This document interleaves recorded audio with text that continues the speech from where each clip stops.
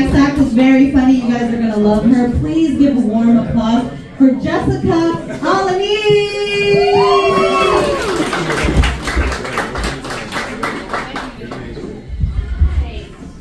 Dude, I'm obsessed with this audience, particularly this back area, because when he said sleeping with an Uber driver, she was like, I've done that before. And I was like, that's my kind of girl, it's my kind of place, I love it. You guys, that looks delicious, love it. I'm not from New York, I don't live here, I actually live in LA. I know, girls. Don't worry, I'm not going to ask you what your horoscope is. I already know the energy in here, I can tell. I came to visit New York, but I'm actually staying in Jersey, so I guess which is worse, being from LA or staying in Jersey? I know, I'm like the one person on the train coming in who's like very excited. I'm like, oh my god, I'm polytunnel, I love it. Like, I said that to way too many people, and they're like, you watch way too many episodes of How I Met Your Mother. Like, it was not great. I'm actually in town helping my sister babysit my little nephew. I know, which is really fun, but I'm like the Donald Trump of babysitting. Like, I'm not qualified to be doing this job by any means, but I'm still everybody's number one pick. Everybody's like, we need her, she's the one. Like, I don't get it. It's wild. Like, things are gonna be worse off when I leave, but like, we definitely have fun while I'm here. Like, stories will be shared, it'll be great. No, I'm really having fun babysitting my little nephew, because it gives me a taste of what my future life is gonna be like, you know? In the suburbs with a kid, being a single mom. Like, I'm excited for it. It's gonna be awesome, like living off of child support and alimony if I'm lucky. I'm lucky. No, it's fun. It's the Mexican dream for me, which is, yeah, nice. I'm originally from Texas. Anybody? Cool, Jersey, Texas, oh, this girl's crazy, right? I'm originally from Texas, and fun fact about Texas is mostly everybody's Mexican. Like, I grew up not realizing there was another option. Like, even people with blonde hair, blue eyes, I was like, oh, tú sabes, like, you're in it, you know what I'm talking about. Like, it was crazy, dude, because we all grow up the same, right? We all grow up, like, having quinceañeras, eating tacos, we don't know our dad, like, we all have that same upbringing. So I just assumed, right, that everybody's Mexican here. It blew my mind when I actually left Texas. People thought I was white. And I realized I do look a little entitled, and like I probably say things like, ooh, we got a skedaddle. Like, I know the vibe I'm giving off, you know what I mean? But like, God, I moved to LA. Oh, it was weird. People just started talking to me about their chakras. And I thought they said chanclas, dude. I was so confused. I got invited to Pilates. I thought they said baletas. I was not dressed for that occasion. It was not, I don't know, but I try. I try to be a part of the Mexican culture. I do. Like, I wear my hair curly, I wear hoop earrings. It's the uniform. Pass it around. I say and shit at the end of sentences. Like, just really try, you know?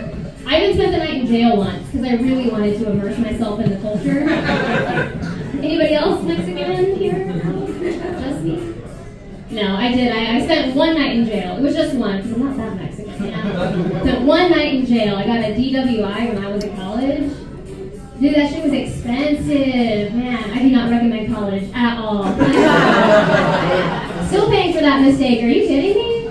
Jail, on the other hand, it's not that bad. It's not that bad. Like, yeah, they take away your rights, your freedom, your privacy, but like, that's just being a woman in Texas. So, it felt like home to me. I was like, this is cozy. This is nice. Is Abbott running this place? This is great, you know? I felt safe and secure and like I was half a human. It was nice.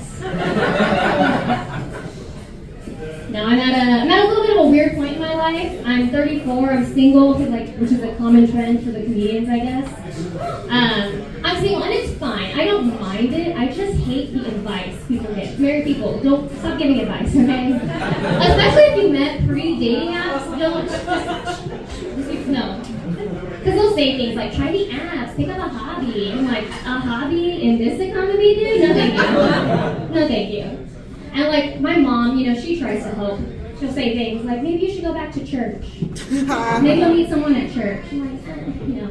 I did grow up Catholic, so I will go on like holy days of obligation, right? So like Christmas, Easter, and when I'm late for my period, like those are the days I'm going to pray, you know? Because I want a boyfriend, not a baby daddy, right? So like, and she tries. And before that, she was like, you know what, Jessica, you're 34, just settle. I'm like, that's not great, right? Like, most parents are like, shoot for the stars, you deserve the best. And mine was like, shoot for mediocrity and hope he doesn't have kids. That's where I'm at. I don't mind it. Like, I want to be in a relationship. I genuinely do. Because I want a husband, I want kids, divorce, like, I want the whole package that comes with it. I want all of that. But, like, it's scary because you gotta trust each other, right? Like, when you're in relationships, you gotta trust. And, like, I can't, because I had a friend, this is a story about me. I had a friend who dated a guy for 4 years, still me, 4 years. He cheated on her, got the other girl pregnant, and then broke up with her. Like, that's crazy, right? And that was the beginning of the pandemic, too, you know, when they were like, stay safe. He was like, I don't like condoms, you know. You know, they were like, do not come outside. And he's like, I only come inside. I don't know, I want to be in a relationship. I tried the dating apps, I did. I just had to get off them because I matched with a guy on Hinge. And he asked me, he said, hey, quick question, is like English your second language? And at first I was like, oh my God, he knows I'm Mexican. This is great. And then he later clarified it was because I misspelled so many words incorrectly in such a short amount of time that he was like, I just assumed you didn't know the language. I guess disappointing men is first. That is true. That is the number one. I don't know. I'm also, I just recently unemployed, so I'm a real catch for recently unemployed, which is fine. It's fine. I'm fine, I promise. I'm fine. It's not a big deal. It's just the only sad part was that nobody I knew was sad about me getting laid off. Like, they were just like, you hated that job. And I'm like, but I hated that job the same way that married women hate their husbands, you know? Like, yes, I'm gonna bitch and complain every day about it, but I wasn't gonna leave. Like, I wasn't gonna quit it. I just wanted it. I don't know, you guys getting my point? This is a place that I kind of like tell my mom, I'm like, I go on dates at classy places like this. This is what I imagine I go to. But in actuality, I'm like at a dive bar where there's like a biker in the corner who's like, hey, let's go 3 shots. I'm like, yes, let's do it. That's my kind of place. I wish I was classier. I really do wish. I try. And then I get in environments like this, and I'm like, this is too much. Like, let's go. I don't know, I am unemployed, it's fine. People ask me, they're like, well, what are you going to do for money, Jessica? What are you going to do? That's a fair question. You know, that's key, right? Besides going on dates, I'm going to, I think I'm going to start getting money like actors do, from all the guys I've dated. Like, if I sent you, like, if we had sex before, and you thought about it after, pay me. Like, right? Like, if I send you a nude photo, babe, you don't have to delete it. Keep it in your phone. Just send me a monthly Venmo. That would be awesome. Like, you know what I mean? But women are always like, yeah, I like that. And the guys are like, that's a really expensive bill. I have to pay. I don't like that. I don't like that. I don't know. And I know some people are like, nudes? I would never. I'm like, well, you probably have a dad. So that checks out for you. Because they're like, Jessica, what if it ends up online? And then you can never do things like run for political office. I'm like, babe, I have an arrest record and like a punch card and penitentiary. Like, that's not the thing that's going to take me out. Are you kidding me? No.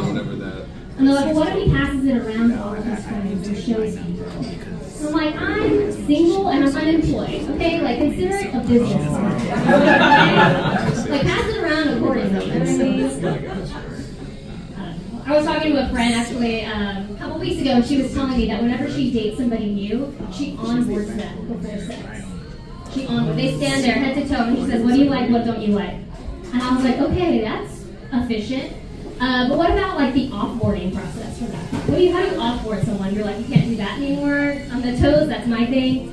The belly button, that's my thing. Like, I don't know, like, is that how the process goes? And I was like, in the relationship, does he have to like request PTO? Like, I gotta see my mom. Is it okay if I take 2 weeks, you know? 30-minute lunch breaks in between? I don't know.